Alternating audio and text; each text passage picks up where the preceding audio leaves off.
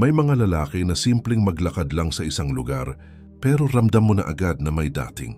Hindi sila maingay, hindi nagpapakitang gilas at hindi rin naghahabol ng pansin, pero bakit kaya napapatingin ang mga tao sa kanila?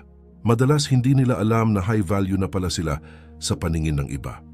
Ang pagiging high value na lalaki ay hindi lang nasusukat sa laki ng sweldo, sa branded na damit o sa kung gaano karaming followers meron ka.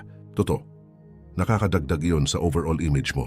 Pero ang tunay na halaga ng isang lalaki ay mas malalim kaysa sa panlabas na anyo. Ito ay tungkol sa mindset, sa prinsipyo, sa paraan ng pagtrato mo sa sarili at sa ibang tao. Maraming lalaki ang nabubuhay sa habol-habol ng validation, habol ng pagmamahal, habol ng respeto. Pero may kakaunting lalaki na hindi na kailangang habulin ang mga bagay na ito dahil kusa itong dumarating sa kanila. Bakit? Dahil sa kung sino sila sa core, sa ugali at disiplina na dala nila sa bawat aspeto ng buhay. Kung isa ka sa mga lalaking nanonood ngayon, baka hindi mo alam pero baka isa ka na pala sa mga tinutukoy ko.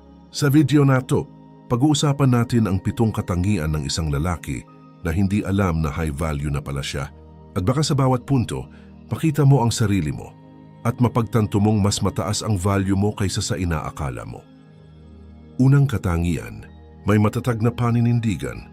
Ang unang katangian ng isang high value manay ang pagkakaroon ng matatag na paninindigan. Hindi ito simpleng pagiging matigas ang ulo. Ito ay kakayahan na tumayo sa sarili mong desisyon at paniniwala kahit na hindi ito sikat o tanggap ng karamihan. Isang lalaking may matibay na conviction ay hindi basta-basta natitinag sa opinyon ng iba. Hindi siya nagpapaikot-ikot lang para magustuhan ng lahat.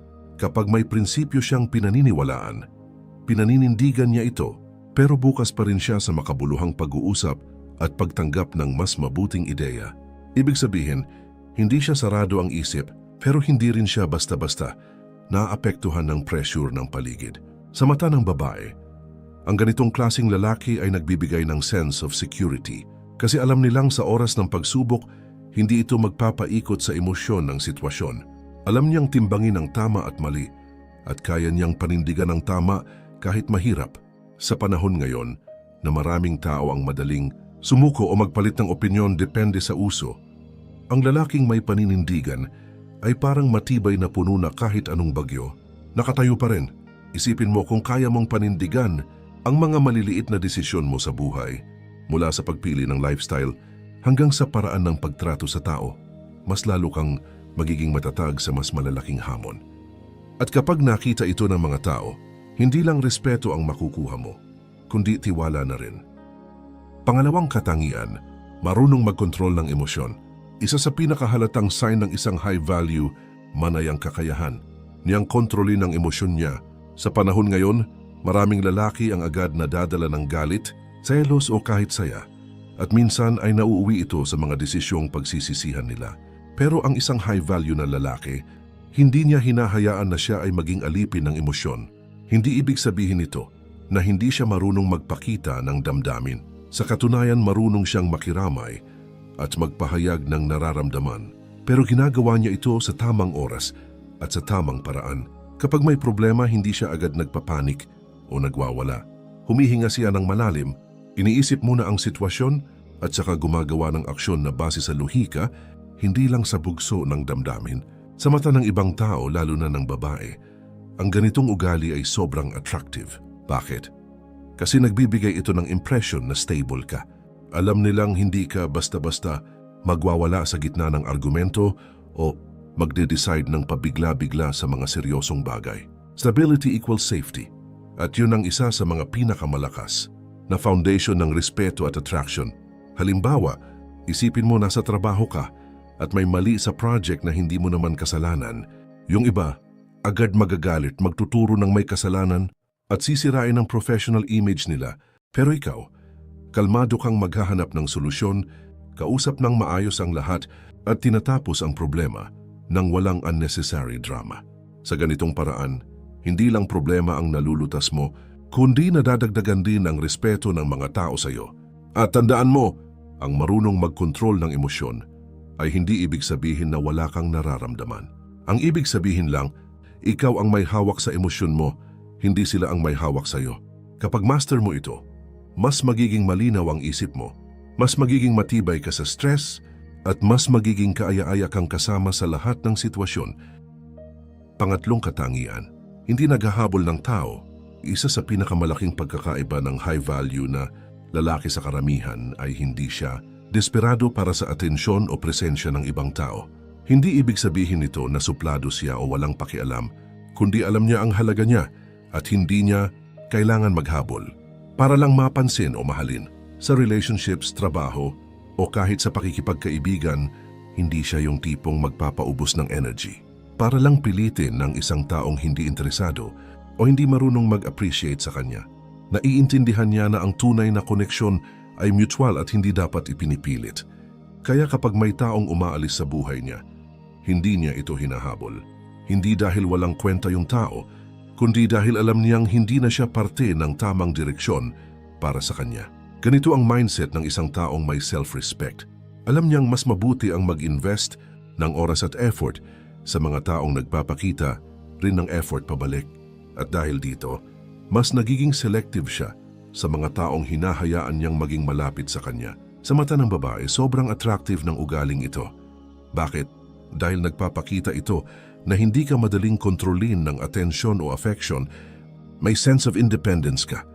At hindi ka natatakot na maglakad mag-isa kung kailangan. Para kang magnet, dahil hindi ka humahabol, mas lalo silang na-attract sa'yo. Halimbawa, isipin mo yung lalaking kahit gaano ka busy, hindi niya pinapabayaan ang sarili niyang goals at routines para lang magmukhang available 24/7 sa isang tao.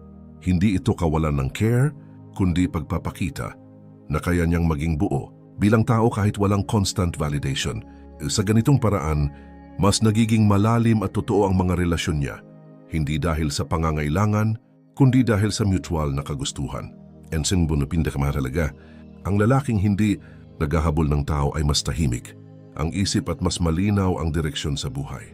Kasi hindi siya nakatali sa stress ng paghahanap ng approval. Siya mismo ang nagbibigay ng halaga sa sarili niya at iyon ang dahilan kung bakit kusang dumadating ang respeto ng iba. Pang-apat na katangian, may disiplina sa sarili. Kung may isang ugali na agad nagpapakita kung gaano kataas ang value ng isang lalaki, ayon ay ang disiplina. Hindi lang ito tungkol sa paggising ng maaga o pagkain ng tama, kundi sa kakayahan mong gawin ang tama kahit na hindi mo feel gawin ito. Ang isang high value na lalaki, alam niyang hindi araw-araw may motivation, kaya hindi siya umaasa lang sa damdamin para kumilos. May mga araw na pagod siya pero nag-iehersisyo pa rin. May mga araw na gusto niyang magpabaya pero tinatapos niya pa rin ang trabaho.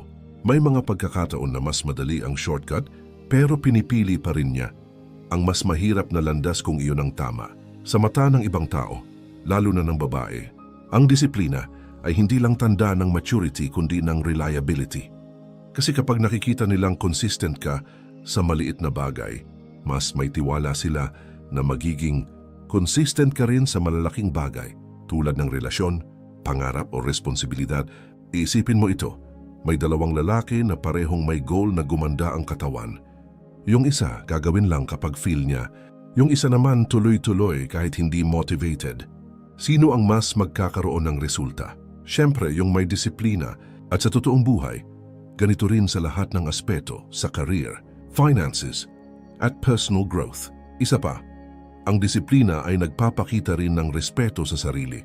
Kapag kaya mong pigilan ang sarili sa mga bagay na makakasama sa iyo at kaya mong ipilit ang sarili mo sa mga bagay na makakabuti, pinapakita mo na pinapahalagahan mo ang future mo. Hindi ka lang nabubuhay sa ngayon, kundi iniisip mo rin ang bukas. At ang maganda pa rito, ang disiplina ay nakakahawa. Kapag ang mga tao sa paligid mo ay nakikita kung gaano ka committed sa sarili mong standards, mas nai-inspire din silang itaas ang standards nila, kaya hindi lang ikaw ang nakikinabang, kundi pati yung mga tao sa paligid mo. Panglimang katangian, marunong makinig at humunawa. Isa sa pinakamalakas na katangian ng isang high-value man ay ang kakayahan niyang makinig ng buong atensyon at umunawa ng walang panghuhusga. Sa panahon ngayon na halos lahat gustong marinig ang boses nila, bihira na ang mga taong tunay na nakikinig. At kapag isa ka sa mga lalaking may ganitong ugali, ibang level ng respeto ang makukuha mo. Ang marunong makinig ay hindi lang basta tahimik habang may nagsasalita. Ibig sabihin nito, binibigyan mo ng halaga ang perspective ng kausap mo, iniintindi mo kung saan sila nanggagaling at hindi mo lang iniisip ang sagot mo habang nagsasalita pa sila. Kapag ganito kang kausap, ramdam ng tao na importante sila sa iyo at na safe sila para magbukas ng saloobin. Sa mata ng babae, sobrang attractive nito dahil nagpapakita ito ng emotional intelligence. Alam nila na kung kaya mong makinig ng maayos, kaya mo ring mag-handle ng relasyon ng may respeto at pasensya. Ang high value man ay hindi takot na magbigay ng atensyon dahil alam niyang hindi ito nagpapababa ng kanyang halaga. Sa halip, mas lalo pa nitong pinapakita na may confidence siya sa sarili. Halimbawa, nasa isang argumento ka, yung typical na lalaki, pilit na ipinapaliwanag ang side niya para lang manalo. Pero ang high value man, handang pakinggan muna ang kabilang panig bago magbigay ng sagot. Hindi ito kahinaan, sa katunayan, nagpapakita ito ng maturity at kakayahang magresolba ng problema nang hindi sinasakripisyo ang respeto. At hindi lang ito sa romantic relationships mahalaga. Sa trabaho, negosyo o kahit sa pamilya, ang marunong makinig ay mas madaling nakakabuo ng tiwala at koneksyon dahil kapag naramdaman ng tao na nauunawaan mo sila, mas nagiging bukas sila sa pakikipagtulungan sa iyo. Kaya kung marunong kang makinig at umunawa, tandaan mo, hindi lang yan simpleng mabuting ugali. Isa yan sa mga pinakamalakas na katangian ng isang high-value man. At madalas, hindi mo pa alam na isa yan sa mga dahilan kung bakit mataas ang respeto ng mga tao sa iyo. Pang-anim na katangian, may malinaw na layunin sa buhay. Ang isang high-value na lalaki ay hindi lang basta gumigising bawat araw para mabuhay. May direksyon siya, alam niya kung saan siya papunta. At kahit hindi pa malinaw ang lahat ng detalye ng journey niya, malinaw sa kanya ang purpose kung bakit siya kumikilos. Hindi ibig sabihin nito na kailangan mong maging milyonaryo o may perfect na plano sa bawat aspeto ng buhay mo. Ang mahalaga ay alam mo kung ano ang pinapahalagahan mo at kung anong klaseng tao ang gusto mong maging. Sa ganitong paraan, kahit may mga pagsubok at distractions, bumabalik ka pa rin sa landas na pipiliin mo para sa sarili mo. Ang isang lalaking may malinaw na layunin ay parang kompas sa gitna ng dagat. Kahit gaano kalakas ang alon, alam niyang saan siya tutungo. Dahil dito, hindi siya madaling maapektuhan ng ingay sa paligid, mga opinyon, inggit o pressure mula sa ibang tao. At dahil steady siya sa direksyon niya, mas nagiging natural ang dating niya bilang leader o inspirasyon sa ibang tao. Sa mata ng babae, napaka-attractive ng ganitong katangian. Bakit? Kasi alam nilang hindi ka basta-basta maliligaw o mawawala sa focus. Kapag may partner ka, alam nilang may pundasyon ang buhay mo at hindi ka umaasa lang sa kanila para maging masaya o magbigay ng direksyon. Isipin mo na lang ang dalawang senaryo. Yung isang lalaki, araw-araw lang pumapasok sa trabaho, walang masyadong iniisip sa future. Yung isa naman, kahit simple lang ang trabaho niya ngayon, malinaw kung anong goal niya sa susunod na 5 taon. Maari man itong career growth, business o personal mastery, sino sa tingin mo ang mas magbibigay ng sense of security at respeto? Ang layunin sa buhay ay hindi lang para sa sariling kapakinabangan. Nakakaapekto rin ito sa paraan ng pakikitungo mo sa iba. Kapag malinaw ang direksyon mo, mas magaling kang mag-prioritize, mas marunong kang magdesisyon, at mas nababawasan ang oras na nasasayang sa mga bagay na walang halaga. At yan, para sa isang high-value man, ay priceless. Pang-7 katangian, marunong magpahalaga sa sarili ng walang arrogance. Ang huling katangian ng isang high-value man ay ang kakayahan niyang magpahalaga sa sarili niya nang hindi nagiging mayabang. Alam niya ang halaga niya, pero hindi niya ito kailangang ipagyabang. Hindi siya nagyayabang ng achievements para lang makakuha ng respeto dahil alam niyang ang tunay na halaga ay hindi nasusukat sa dami ng papuri, kundi sa integridad at paraan ng pamumuhay. Marunong siyang maglagay ng boundaries para protektahan ang oras, enerhiya at mental health niya. Hindi siya basta-basta pumapayag sa mga bagay o sitwasyon na magpapababa ng tingin niya sa sarili. Sa ganitong paraan, ipinapakita niya sa iba kung paano rin siya dapat tratuhin. Pero ang kaibahan niya sa taong mayabang ay hindi siya kailangan manapak ng iba para tumaas. Sa halip, Tinutulungan niya ang ibang tao na makita rin ang halaga nila. Confident siya pero hindi cocky. Matatag siya pero marunong magpakumbaba. Kapag may success siya, mas pinipili niyang ipagpasalamat ito kaysa ipagyabang. Sa mata ng babae, sobrang rare ng ganitong balance. Ang isang lalaki na confident pero humble ay nagiiwan ng malalim na impresyon.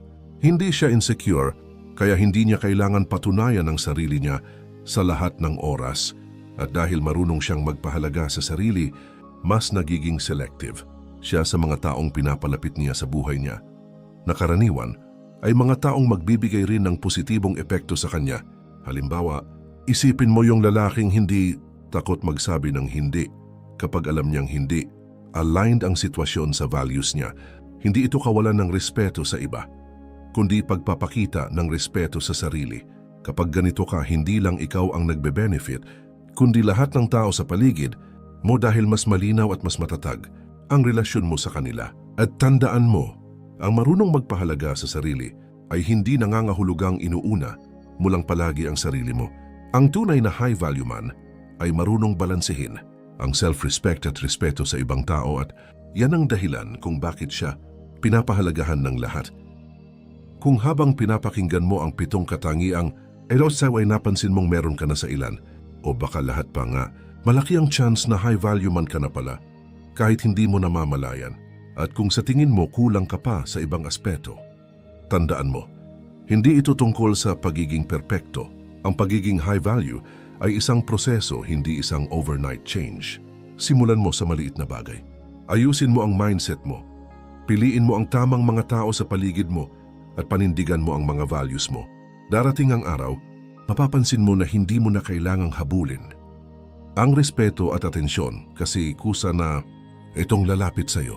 Kung nagustuhan mo ang video na to at gusto mo pang matuto tungkol sa pagiging high-value man, stoicism, at kung paano gumagana ang nature ng babae, siguraduhin i-like mo to, mag-subscribe ka, hariho ng notification bell para hindi ka mahuli sa mga susunod nating usapan. At para sa iyo na nanonood ngayon, gusto kong itanong, sa 7 katangian na to, alin ang pinakatumama sa iyo? I-comment mo sa baba at pag-usapan natin. Baka mamaya, yung insight mo ang makatulong sa iba pang lalaki na gustong maging mas mataas ang value sa buhay.